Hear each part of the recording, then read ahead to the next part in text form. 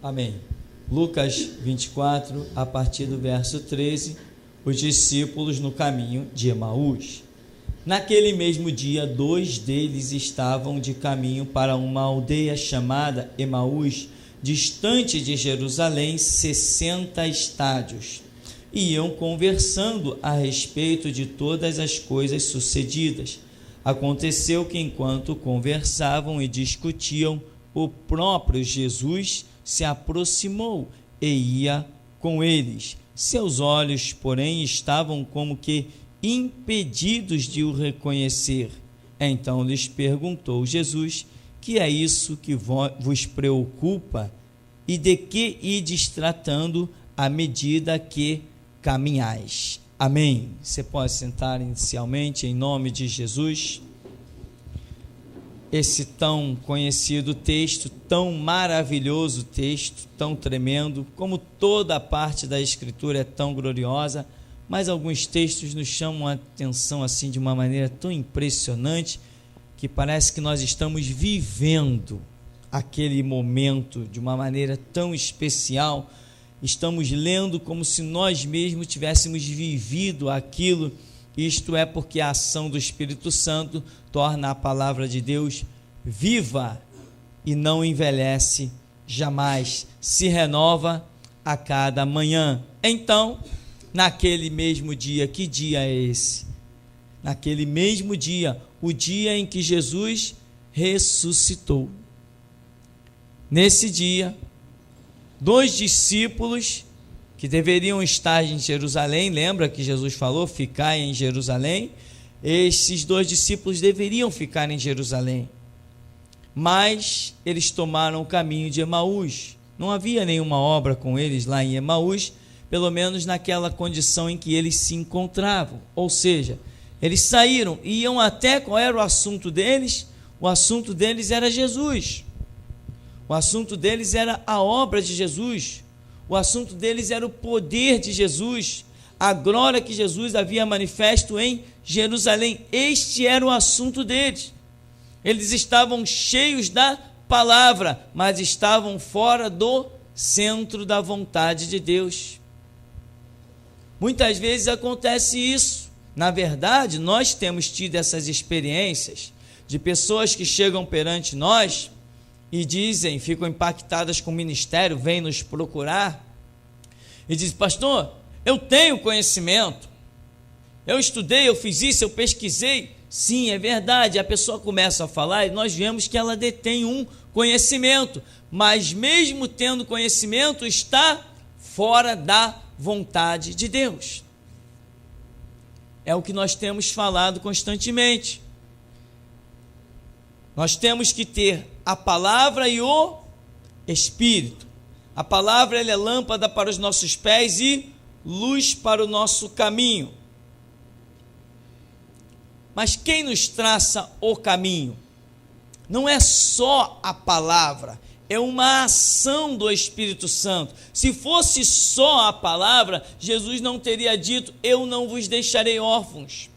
Eu vou para o Pai, mas enviarei o Espírito Santo. Ele vos guiará em toda a verdade.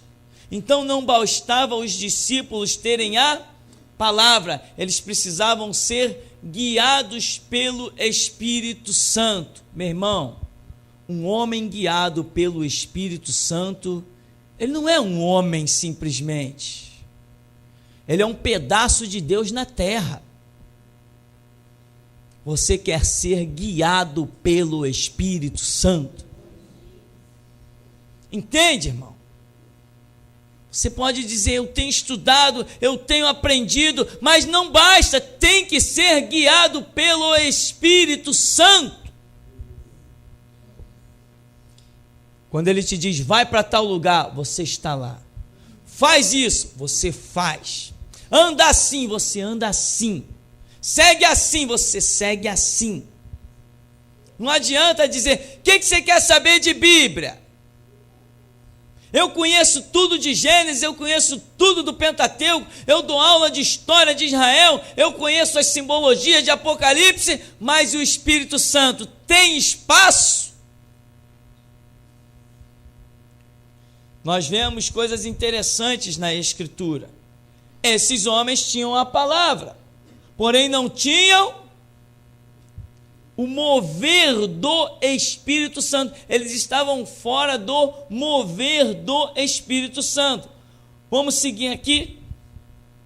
Iam conversando a respeito de todas as coisas sucedidas. Aconteceu que enquanto conversavam e discutiam, o próprio Jesus se aproximou e ia com eles. Os seus olhos, porém, estavam como que impedidos de o reconhecer.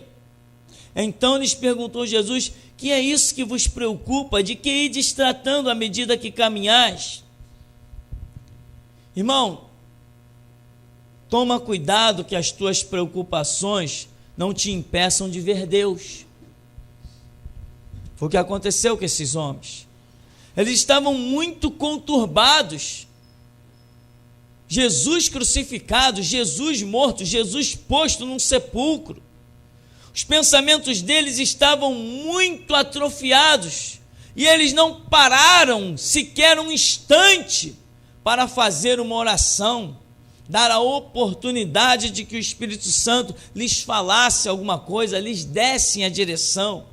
E muitas vezes é exatamente assim. Jesus está rodeando, Jesus está falando, mas nós não estamos ouvindo. Não estamos parando para dar ouvidos, porque as nossas próprias preocupações estão nos sufocando. Eu disse para um jovem pastor: toma cuidado para que os trabalhos da igreja não te arranquem da presença de Deus. Tem pessoas que estão muito conturbadas, muito envolvidas. O evangelismo da igreja, o trabalho social da igreja, não sei o que, a classe disso, a classe daquilo. E daqui a pouco Jesus está do lado, rodeando, querendo falar e não acha espaço. Porque a pessoa está fechada em si. Ela está trancada nas suas próprias concepções. Nós temos que abrir a brecha para que o Espírito Santo fale. Precisamos dar espaço para Jesus. E Jesus até diz assim: olha, seus olhos estavam como que impedidos de reconhecer. Ele perguntou: que é isso que vos preocupa? E de que ides tratando à medida que caminhais? Eles pararam entristecidos. Por que pararam entristecidos? Sabe o que acontece? Um crente não tem sentido um crente ficar triste, se não salvo por alguns motivos lógicos. Qual é o motivo lógico que leva um cristão a se entristecer? Quando ele passa pelas ruas e vê a miséria do mundo, pessoas caminhando a passos largos para o inferno, e ele gostaria de sair gritando, arrebanhando vidas que estão a caminho do fogo eterno. Um cristão nesse mundo, um cristão verdadeiro nesse mundo, ele nunca é feliz. Se você se diz crente, meu irmão, e bate no peito e diz: eu sou feliz, está faltando alguma coisa na sua vida. Porque eu não sou feliz, não tem como. Eu passo com o meu carro e vejo crianças pedindo um pedaço de pão na rua. Como que eu posso ser feliz? O meu cristianismo não me deixa ser feliz. Então, estes contextos são lógicos. Neles, a nossa felicidade nunca será completa. Mas fora disso, em Cristo Jesus, quando você está na presença de Deus, você tem a felicidade. Porém, o nosso contexto aqui diz que eles estavam entristecidos. Por que eles estavam entristecidos? Porque não reconheceram Jesus. Mas eram discípulos. Foram com Jesus naquele período todinho, até Jesus ser posto dentro do túmulo. Muitas vezes é exatamente essa história. Jesus está tentando falar, está tentando entrar na nossa conversa, entrar na nossa vida, mas por nós não reconhecermos Ele, nós acabamos nos entristecendo. Jesus quer dar a direção, eles estão no caminho de Emaús. Jesus está tentando fazê-los voltar a Jerusalém, dar meia volta. e eles estão tomando um caminho errado, eles estão entristecidos. Sabe por quê? Muitas vezes o crente se sente triste, não estou a fim de ir na igreja, estou me sentindo fraco, é porque tomou o caminho errado, irmão. E muitas vezes não tem humildade para voltar, quando Deus dá, claro, a oportunidade. Tem que tomar o caminho certo, tem que voltar. E muitas vezes o caminho errado não é a direção dos seus passos, é a direção dos seus pensamentos que estão errados. Quer ver uma coisa que destrói crente? Não são os passos, são os pensamentos. Israel não foi acusado de adultério, prostituição e assassinato. Israel foi acusado simplesmente de prevaricar, não levar adiante um propósito de Deus. Então significa que não foi a atitude física deles somente que mudou, foi a atitude intelectual, foi a atitude espiritual, foram os pensamentos deles que mudaram. Por isso, precisamos de momentos com o Espírito Santo, dizendo: Espírito Santo, cujo ministério é me conduzir em toda a verdade e me revelar o pecado, a justiça e o juízo. Espírito Santo, que intercede por mim com gemidos inexprimíveis, porque eu não sei orar como convém. Espírito Santo, sonda-me, vê se há em mim algum caminho mau e guia-me pelo caminho eterno. Espírito Santo, me guia. Não adianta você pegar a Bíblia, meu irmão, só. Tem que seguir o conselho da própria Bíblia. E ela diz: entra no teu quarto, fecha a porta, fala com teu Deus. Tem que ter atitude. Tem que ter atitude. Temos falado redundantemente como forma de alerta às pessoas que têm chegado neste lugar. Meu irmão, esse ministério aqui, ele é grosseiro. E as pessoas não vão entender, não estão preparadas para compreender isso. Esse ministério, ele é grosseiro, ele é semelhante a João Batista clamando às margens do deserto. Esse ministério é restauração. Não tem tempo de visitar a casa de ninguém. Não tem tempo de ir atrás do irmão que sumiu da igreja. Meu irmão, acredite, queríamos até fazer isso e Deus não deixa. Esse ministério é assim, é grosseiro. Já fomos acusados de não ter amor. E o Espírito Santo diz: maior amor é este, de pregar a verdade. As pessoas acham que amor é ir lá, dar beijinho, abraçar. Não, para Deus amor verdadeiro é pregar a verdade. Nunca se viu Jesus dando beijo em ninguém. Mas viu-se ele pregando a verdade, e ele disse: a palavra que eu vos tenho dito é espírito e vida. Isso é amor, pregar a verdade, desde que reconheçamos, recebamos do Senhor. Então, se não reconhecer o Senhor, se não reconhecer o mover, a direção, acaba se entristecendo. Se tomar o caminho errado nos pensamentos, olha, a Bíblia diz: há caminho que ao homem parece ser bom. Você tem ouvido esse provérbio aqui, não tem? Você tem atentado para ele? Na hora que você pensa alguma coisa, você diz assim: não, eu acho que deveria ser assim. Será que você tem dado a brecha para o Espírito Santo dizer assim: há caminhos que ao homem parece ser bom, mas o final é caminho de morte? Eu faço isso, irmão. Eu às vezes olho uma situação e eu digo: não tem dúvida, 1 mais 1 igual a 2, mas agora eu quero ver se a matemática do meu Deus também é assim. Aí eu ponho lá: 1 mais 1 igual 2 joelhos dobrados no chão.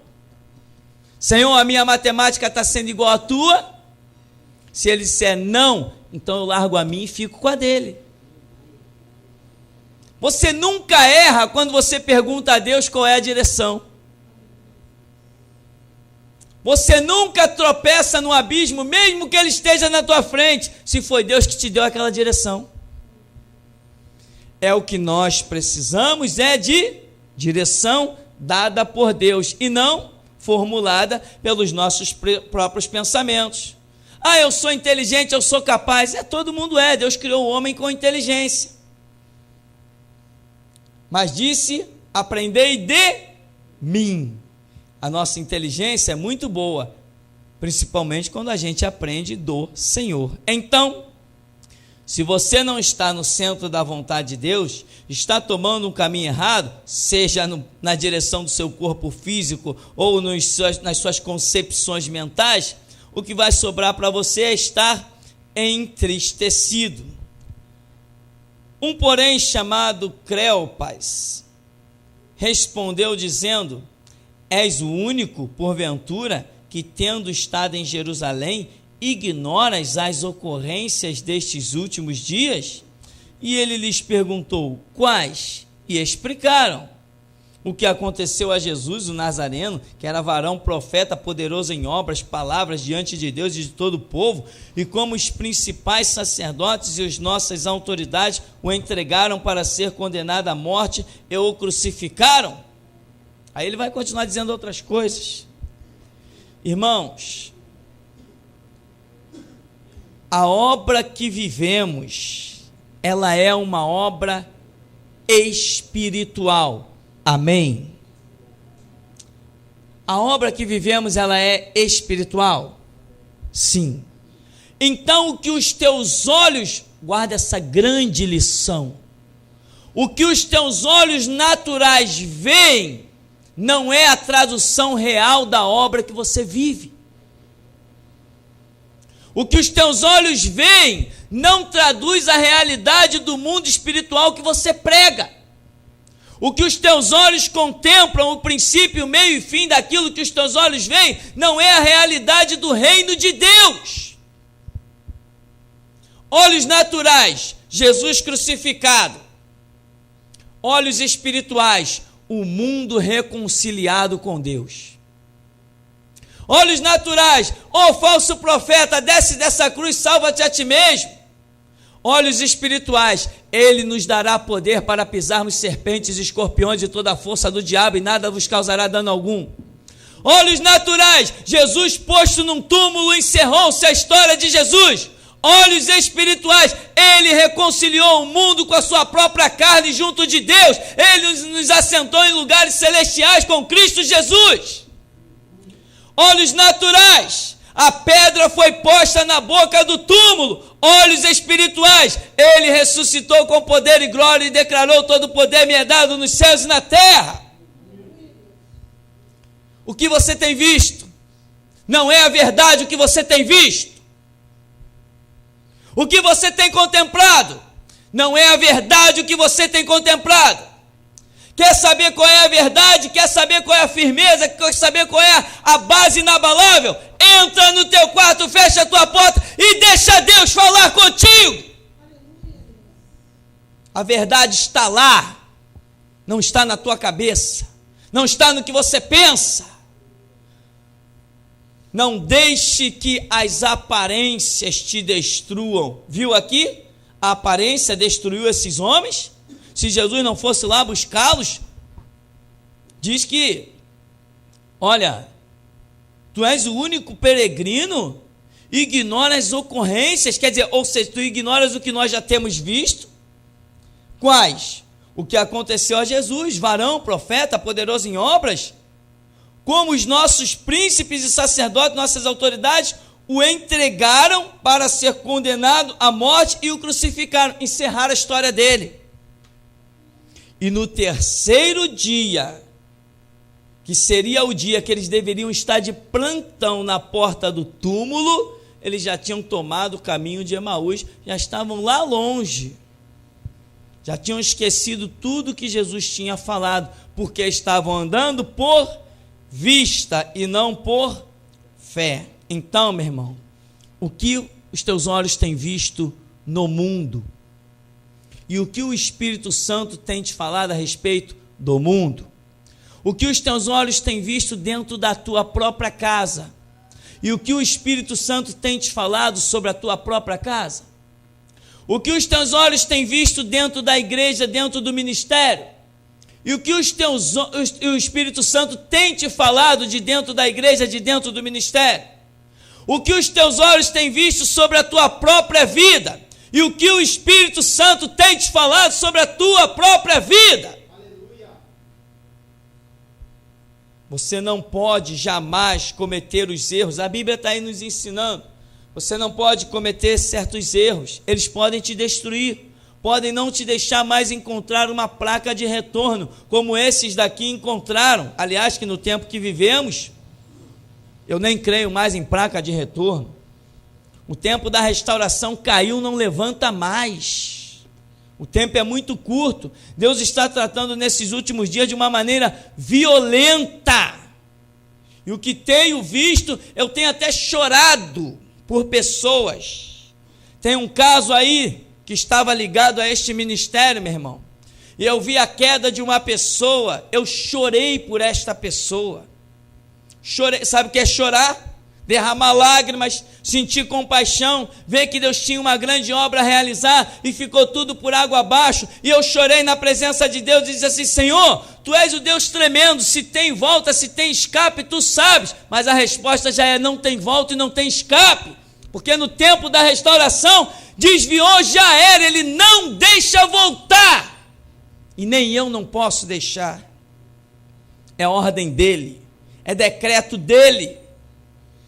Você já viu que todos que saíram daqui não conseguem se firmar? Tentam muitos voltar e não conseguem. E tem casos aí que me tem feito chorar, mas não adianta. Não tem volta. Esse período que nós entramos, chamado restauração, quem se desviar não volta mais. Aqui ele vai continuar dizendo: ora, no 21, nós esperávamos que fosse ele quem havia de redimir a Israel, mas depois de tudo isso, é já este o terceiro dia desde que tais coisas sucederam. Ora, se mataram ele, como que ele ia redimir a Israel? Porque eles estavam esperando uma remissão natural, uma remissão carnal, e Jesus estava fazendo uma remissão espiritual. Enquanto eles queriam liberdade do Império Romano, Jesus estava dando a eles uma liberdade dupla, do Império Romano e do diabo. Mas eles estavam com a visão carnal, eles só enxergavam a libertação do Império Romano. Eles queriam uma libertação por armas, eles queriam uma revolução. Eles queriam que Jesus liderasse uma comunidade contra o Império Romano, liderasse a nação contra o Império Romano. Eles estavam esperando a remissão de Israel aí. Pensávamos que ele ia nos redimir, ele ia restaurar Israel. Essa pergunta acompanha, os discípulos usam essa pergunta o tempo todo no ministério de Jesus. Nós esperávamos que ele fizesse alguma coisa, ele não fez nada, a única coisa que ele fez foi morrer na cruz e ser posto num túmulo. E teu Jesus tem feito alguma coisa, meu irmão? O deles na época não tinha feito nada para eles, e o nosso? O nosso tem feito alguma coisa mesmo? Tremenda e poderosa. Mas dizem por aí que ele continua lá no túmulo. Não é possível. Como é que ele pode estar no túmulo e ao mesmo tempo estar no meu coração? Que Jesus nós vivemos, que Jesus nós pregamos. Aqui nós esperávamos que fosse ele que remisse a Israel, porque a visão é carnal. Agora, olha o detalhe glorioso. Jesus libertou Israel do domínio do Império Romano? Sim, libertou. Só que eles não souberam viver este triunfo e esta glória. Eles não conseguiram entender esta libertação. Porque você acha que Jesus viria se a proposta dele é nos fazer o quê? Reis e sacerdotes comprados com o seu sangue. Se ele viria derramar o seu sangue para nos fazer reis e sacerdotes, pode rei e sacerdote estar debaixo de domínio de quem serve ao diabo? Então a libertação dele era completa, o triunfo era completo. Mas por que então eles não se libertaram completamente? Simplesmente porque não entenderam. Mas houve quem entendesse? Sim, vamos ver o exemplo de quem entendeu. Pedro entendeu? Entendeu. Ele obedeceu o Império Romano? Não. Prenderam Pedro, o anjo foi lá e soltou. Por quê? Porque quem é sacerdote de Deus não está regido pela lei dos homens. E assim diz o Espírito Santo. Quem é sacerdote de Deus não é regido por leis de homens. Doa em quem doer. Tem algumas coisas que o Espírito Santo está nos dando nesses últimos tempos. Por isso que ele tem orientado a montarmos o arquivo, que é para a próxima geração, não é nem para nós. Coisas tremendas. Ah, sim, deixa eu dizer uma coisa, que Deus tem mostrado aqui nesse ministério. Tem pessoas que estão estudando a Escritura, e estão alcançando uma visão maior que a minha. Não é a hora dessas pessoas ainda, não tenho tempo, não poderiam chegar nem assumir um púlpito, não é? Mas estão alcançando uma visão maior que a minha, e eu comecei a sondar com o Espírito Santo, e o que eu tenho entendido é justamente isso, porque nós somos hoje aqui o começo de um grito, mas tem uma geração que vai ter que gritar no meio da meia-noite. Nós somos o começo do grito da meia-noite, tem uma geração que vai estar no meio da meia-noite. Eles terão que saber muito mais do que hoje, o que hoje se sabe. Terão que estar muito mais adiantados, conhecendo coisas muito mais profundas. Irmão, aproveita isso. O espírito de sabedoria e revelação está neste ministério, e tem muita gente tateando. Tem muita gente perdendo tempo. E ainda tem uma frase ignorante que paira no ar. Ah, eu não vou viver essa época, mas tem os teus filhos e os teus netos para viver. Então, te prepara. Previsões incríveis estão apontando para 2060 como consumação de tudo isso aí que nós estamos vendo. É uma coisa tremenda, e vai nos confirmando os estudos que temos tido neste ministério com as misericórdias do nosso Deus. Então aqui, esperávamos que ele fosse quem remisse Israel, mas depois de tudo isso é já o terceiro dia desde que tais coisas acontecem. Terceiro dia, o momento da glória. Na verdade, por não entenderem o significado do terceiro dia, estavam simplesmente levando uma vida relaxada, inclusive fora dos propósitos de Deus, se dirigindo para onde não deveria se dirigir. É verdade também que algumas mulheres das que conosco estavam nos surpreenderam, tendo ido de madrugada ao sepulcro, ao túmulo, e não achando o corpo de Jesus, voltaram dizendo terem tido uma visão de anjos, os quais afirmam que ele vive. De fato, alguns dos nossos foram ao sepulcro, verificaram a exatidão do que disseram as mulheres, mas não o viram.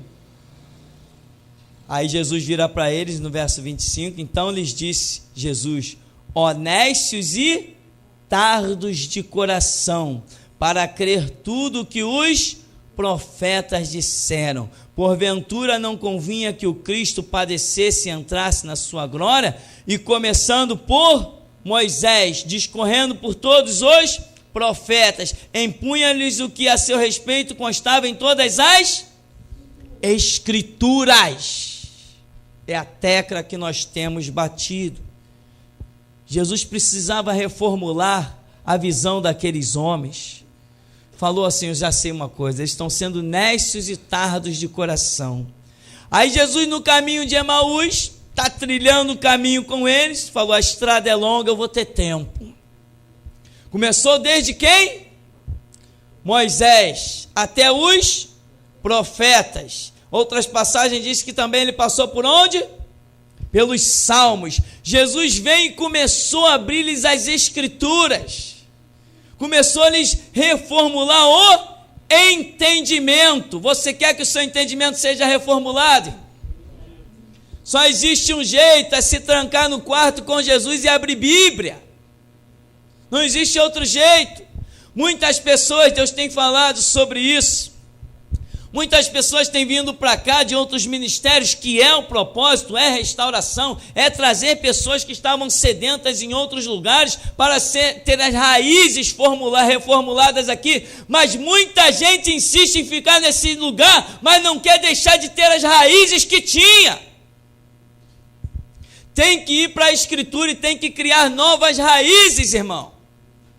As raízes que você trouxe de Assembleia de Deus não prestam, elas vão te destruir.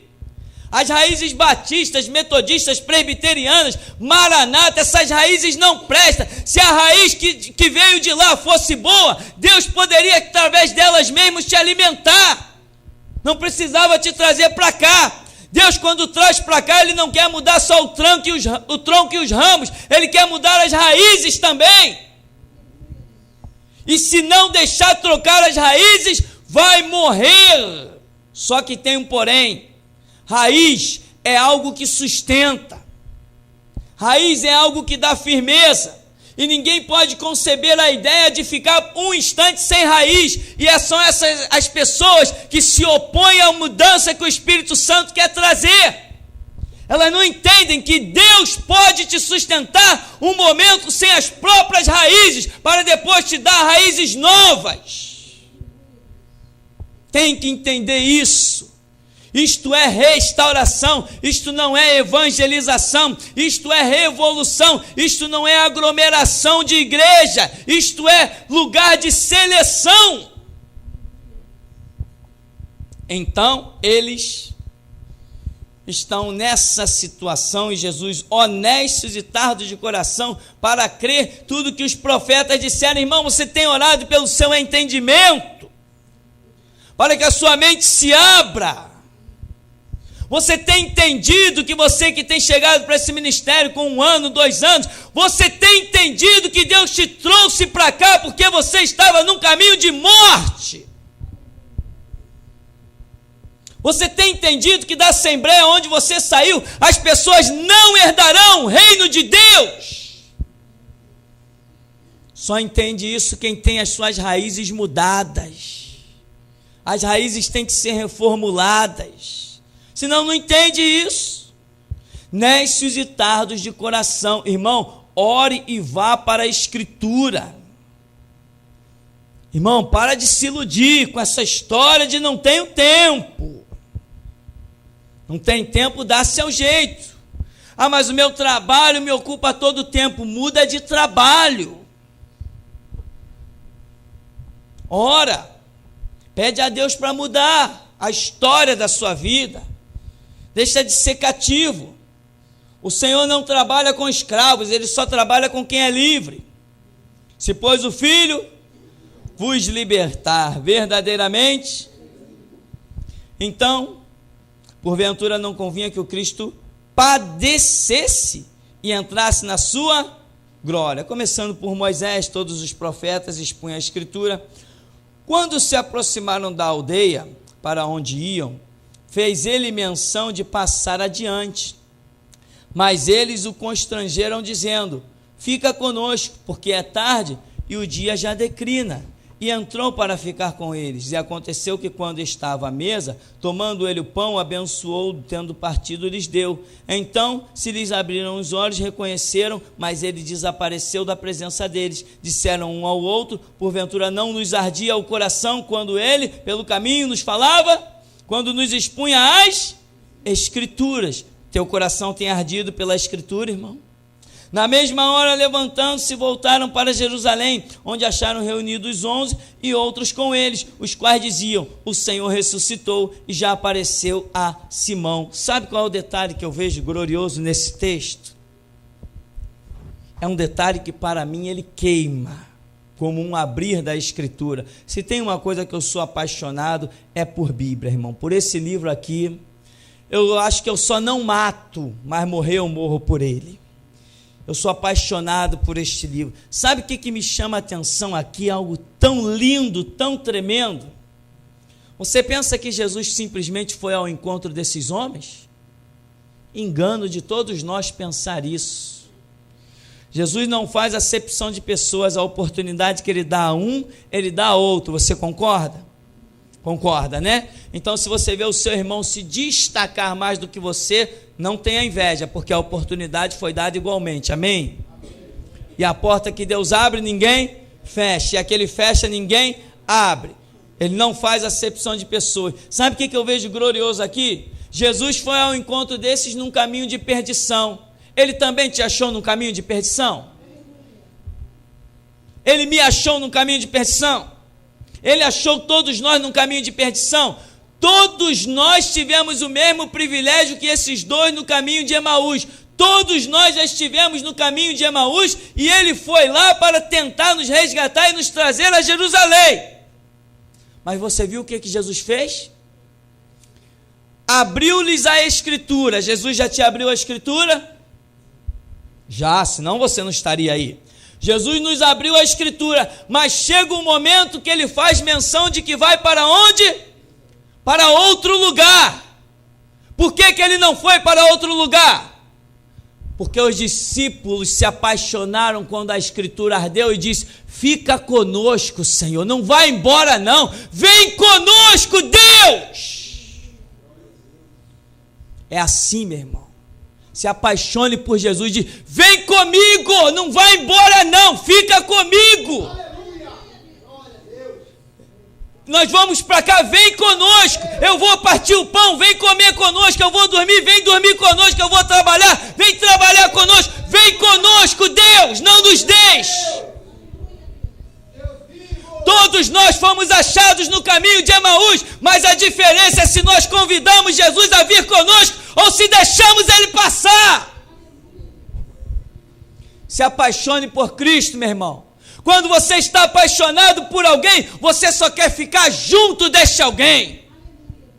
Se apaixone por Jesus, porque ele vai chegar e vai te abrir a Escritura. Depois ele vai tomar outro caminho. Se você não clamar para que ele dê meia volta e vá contigo, ele vai seguir o caminho dele e você vai seguir o seu. Mas uma coisa é certa, que ele não faz acepção de pessoas. Louvado, engrandecido seja o nome do Senhor. Então, na mesma hora, levantando-se, voltaram para Jerusalém, onde acharam reunidos os 11. E aí disseram: olha, ele nos apareceu no caminho de Emaús. Interessante, os historiadores, quando Jesus, os discípulos que voltam do caminho de Emaús, dizem assim: ele nos apareceu no caminho de Emaús. O discípulo: poxa, ele ressuscitou aqui em Jerusalém, o que ele foi fazer lá em Emaús? Hein, meu irmão, o que ele foi fazer lá em Inhaúma, onde você mora? O que ele foi fazer lá em Campo Grande, hein? O que ele foi fazer lá na Bahia? O que ele foi fazer lá no Nordeste? Ele foi lá te encontrar, meu irmão. Onde tem um que ele vê como soldado, como obreiro, ele quer, ele vai te buscar. O que ele foi fazer lá? Ele foi lá porque tinha uma alma lá necessitada dele, ele foi lá. Ele vai aonde tem uma alma sedenta, porque ele derramará água sobre o sedento. Não deixa a tua sede passar, meu irmão. Todo dia seja um faminto, todo dia seja um sedento por Cristo, pelo Espírito, pela palavra. Tenha fome e sede de Deus, todo dia. Ele não quer passar na tua vida, mas ele vai tomar outro caminho. Se você não o convidar para a intimidade, para o partir do pão, ele vai tomar a direção dele e você vai ficar na sua. Amém. Clamemos, porque certamente o Senhor nos ouvirá, e até aqui nos tem ajudado o Senhor.